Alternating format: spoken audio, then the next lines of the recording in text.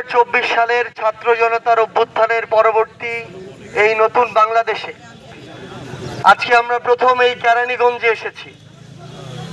আমরা প্রথমেই আপনাদের কাছে দুঃখ প্রকাশ করছি এ কারণেই যে এই অভ্যুত্থানে কেরানীগঞ্জের মানুষের, কেরানীগঞ্জের ছাত্র জনতার যে অবস্থান ছিল, অবদান ছিল, সেই জায়গা থেকে সেই ছাত্র জনতার কাছে আমাদের আরো আগেই আসা উচিত ছিল।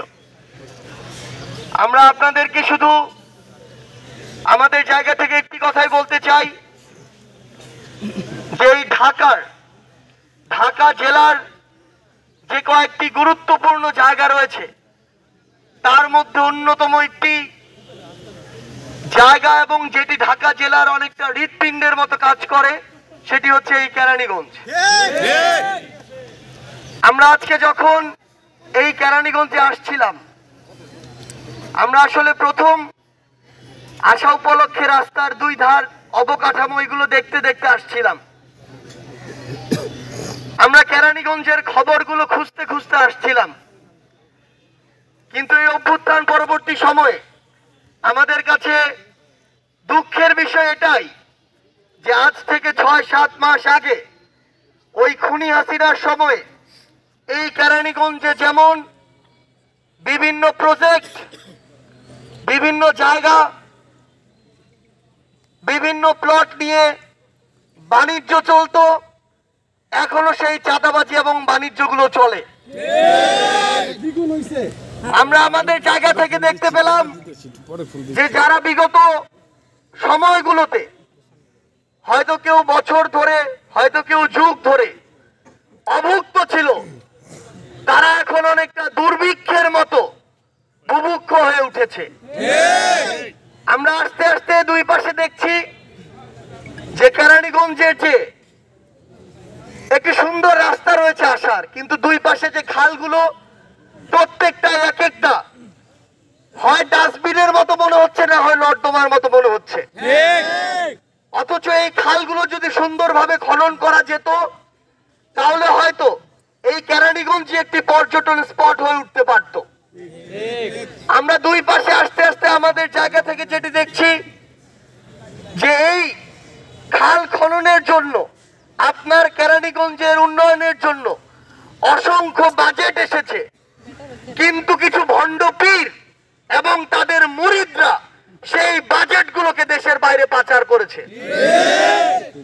এখন সেই ভণ্ড পীরেরা যখন তাদের অপকর্মের দায়ে জেলখানায় রয়েছে, সেখান থেকে তারা আবার সবাইকে প্রস্তুত থাকার জন্য বলছে।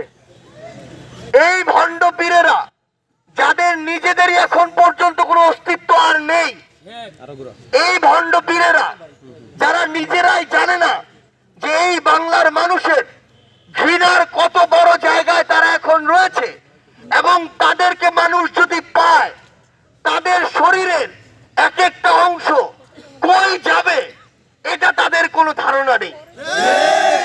তারা বিগত বছরগুলোতে মানুষের উপরে যেভাবে জুলুম করেছে, নির্যাতন করেছে, শোষণ করেছে, বিভিন্ন মানুষের যার যে জায়গা পছন্দ হয়েছে সেই জায়গা দখল করেছে, ডেকে এনে জীবনের ভয় দেখিয়েছে, ছাড়লে ছাড়ো, না হয় মরো, এই নীতিতে চলে বছরের পর বছর ধরে তারা রাজত্ব করেছে। সেই হায়নারা এখন আবার দেশে এবং দেশের বাইরে থেকে এই কেরানীগঞ্জের দিকে, এই বাংলাদেশের দিকে বিভিন্ন ভাবে নজর দিচ্ছে। আমরা এই কেরানীগঞ্জ সম্পর্কে বিভিন্ন ভাবে খোঁজ নেই।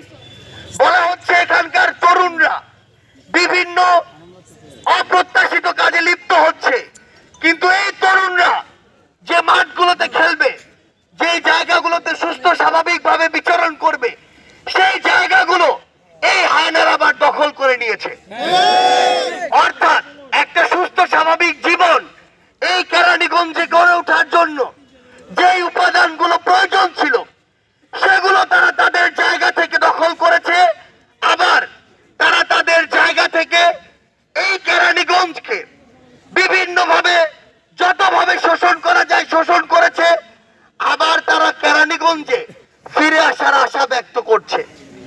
আমরা আমাদের জায়গা থেকে শুধু একটি কথাই বলি, এত রক্ত আর জীবনের বিনিময়ে যে স্বাধীনতা, সেই স্বাধীনতার পূর্বে এবং পরে যারা এই কেরানীগঞ্জকে নিয়ে খেলার চেষ্টা করবে, আপনারা যারা এই অভ্যুত্থানে নেতৃত্ব দিয়েছেন, আপনারা আগামীর এই কেরানীগঞ্জে নেতৃত্বের হাল ধরতে প্রস্তুত থাকুন।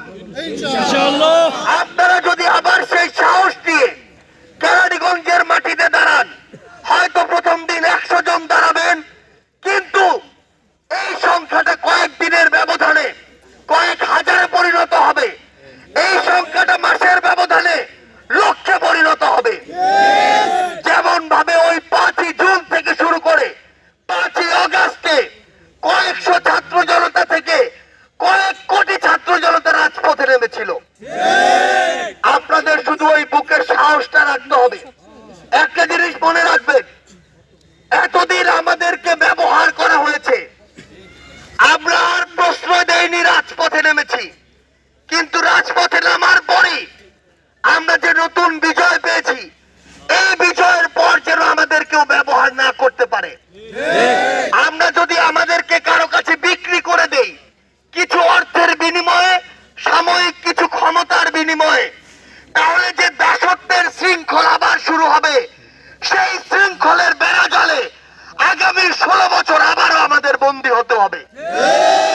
তাই আপনাদেরকে অনুরোধ করব, এই কেরানীগঞ্জের যারা বীর ছাত্র জনতা আছেন, আপনারা আপনাদের প্রতিবাদের ভাষা অব্যাহত রাখবেন, আপনাদের লড়াইটা জারি রাখবেন। যেখানে অন্যায় দেখবেন প্রতিবাদ করবেন, 100 জন নিয়ে সংঘবদ্ধ হওয়া শুরু করবেন। এটা আমরা বিশ্বাস করি অচিরে 1 লক্ষে পরিণত হবে। কেরানীগঞ্জের অফিসগুলোতে অলরেডি টাকা চালাচালি শুরু হয়ে গিয়েছে, পরিমাণটা এখন আগের চেয়ে আরো বেশি। আমরা দেখছি এই কেরানীগঞ্জের বিভিন্ন জায়গায় এখন শুধু হাত বদল হয়েছে। এই হাতগুলো আপনাদেরকে ভেঙে দিতে হবে।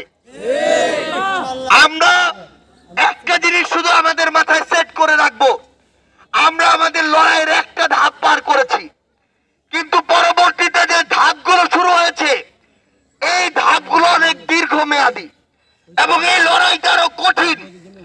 এই লড়াইটা ওই 36 দিনের মতো হবে না।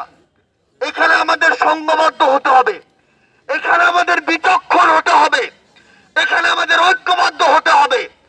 আমরা বিশ্বাস করি, আমরা যদি এই কাজগুলো আমাদের জায়গা থেকে করতে পারি, আগামীর কেরানীগঞ্জ গড়ার যে লড়াই, আগামীর ঢাকা গড়ার যে লড়াই, আগামীর বাংলাদেশ গড়ার যে লড়াই, সেই লড়াইয়ে আমরা একইভাবে নেতৃত্ব দিতে পারবো, যেভাবে আমরা 24-এর ছাত্র জনতার অভ্যুত্থানে রাজপথের সামনের সারিতে থেকে নেতৃত্ব দিয়েছি। আর আমরা যদি আমাদের জায়গা থেকে আবারও আমাদের সেই দাসত্বের মনোভাব নিয়ে সামান্য স্বার্থের আশায় বিভিন্ন জায়গায় আবারও হাত মেলানো শুরু করি, তাহলে পরিতাপের বিষয় এবং দুঃখের সাথে এটাই বলতে হবে, যে স্বপ্ন নিয়ে আমরা এই লড়াই শুরু করেছিলাম, সেই স্বপ্ন আমরা বাস্তবায়ন তাহলে করতে পারবো না। কিন্তু আমরা কি সেটা হতে দিব? কেরানীগঞ্জের মানুষ কি সেটা হতে দিবে? আমরা কি হাত উঁচু করে একটা প্রতিজ্ঞা করতে পারি, এই কেরানীগঞ্জে আমরা কোনো চাঁদাবাজি হতে দিব না, এই কেরানীগঞ্জে আমরা কোনো দখলদারিত্ব হতে দিব না, এখানকার কোনো অফিসে আমরা ক্ষমতার অপব্যবহার করতে দিব না, কোন অফিসে আমরা ঘুষ বাণিজ্য করতে দিব না। আমরা সাহস দিয়ে, বুকে আমাদের সেই তেজ দিয়ে, কলিজাটা চওড়া করে কেরানীগঞ্জের সকল অন্যায়ের বিরুদ্ধে দাঁড়িয়ে আগামীর কেরানীগঞ্জ ঐক্যবদ্ধভাবে বাস্তবায়ন করব। সে পর্যন্ত আপনাদের সাথে আমাদের লড়াই চলবে, আপনাদের সাথে আমাদের আবারও দেখা হবে রাজপথের সংগ্রামে অথবা বিজয়ে। ইনকিলাব জিন্দাবাদ।